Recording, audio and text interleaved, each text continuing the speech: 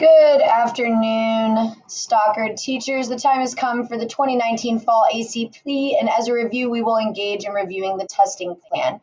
You will be in charge of reviewing the PowerPoint on your own and the ACP manual, and this will take place of all training for any veteran teacher to our campus. If you are a new teacher to our campus or new staff member, you will analyze this flip PD, and then you will join me next Tuesday after school for a quick question and answer session. Testing will start Monday, December 16th, 2019. The testing center will open at 7:30 and will be open till 8:10 a.m. This will be our only full day of testing. The testing center will close promptly at 8:10 because every teacher will need to pick up their regular first period class of students from 8:10 to 8:15. From 8:25 to 8:40 with your first period students, you will pick up your regular first period class. To complete attendance, verify that each student knows where they are testing, and eat breakfast if applicable to your students in the classroom. This is especially important for our small group students. Our small group students have varied location by class period. As a result, it is very important to know where they are testing each class period. From 8:40 to 8:44, we'll engage in a whole school transition. Teachers and staff will transition to their assigned testing location. Students will stay in their first period classrooms, and administrators and first period monitors will watch the hallways.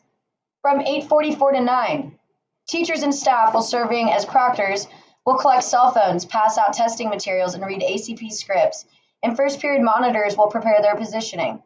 If you have an off period, which you will see in a moment, you will have an assigned duty location. The first testing window is 90 minutes long. It'll last from 9 to 10:30. Students in Gen Ed settings will complete their ACP for their regular first period class. Small group students will complete their test according to their schedule.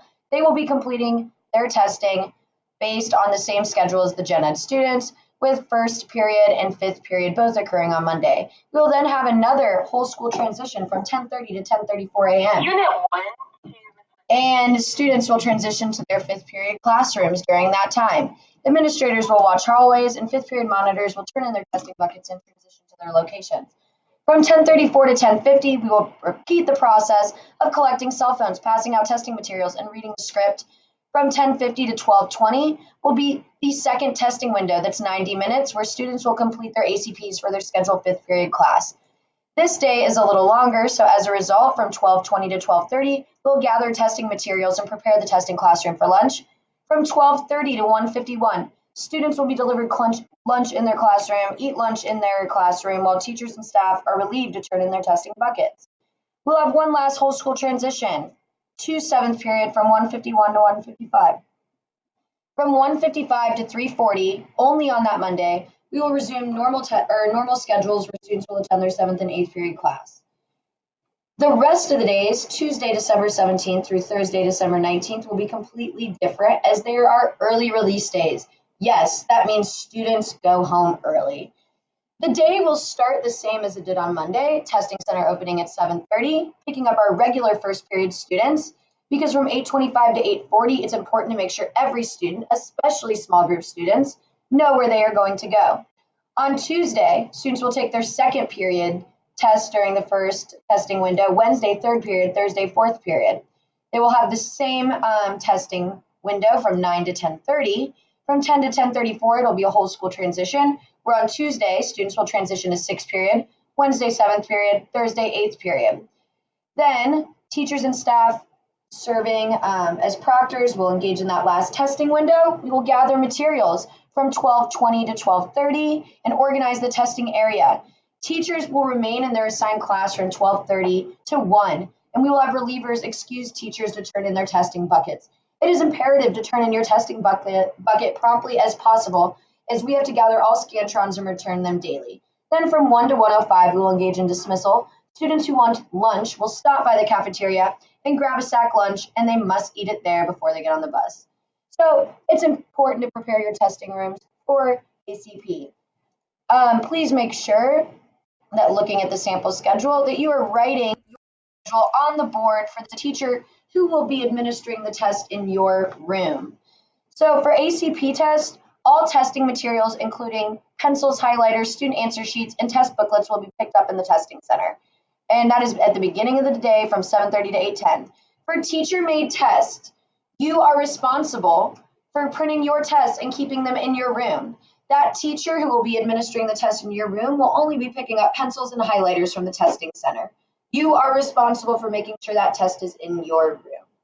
And then for all classrooms, the teacher of record should cover or take down instructional materials that may assist students on the assessment, arrange classroom desks for testing, and prepare seating charts for students in each class period.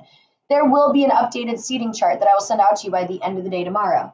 Now for the testing schedule, which looks rather complex, but it is not. The teacher of record, we will use Mr. Adams as an example. Mr. Adams is the teacher of record.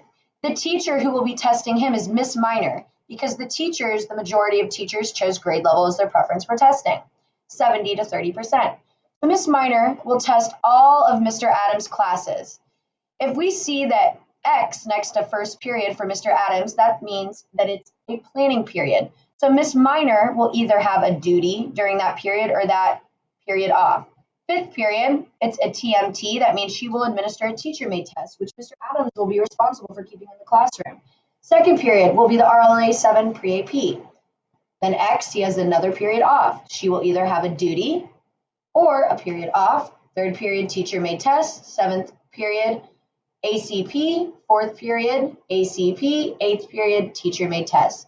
So look under your name for teacher of record. Whoever is next to you is who is testing your students.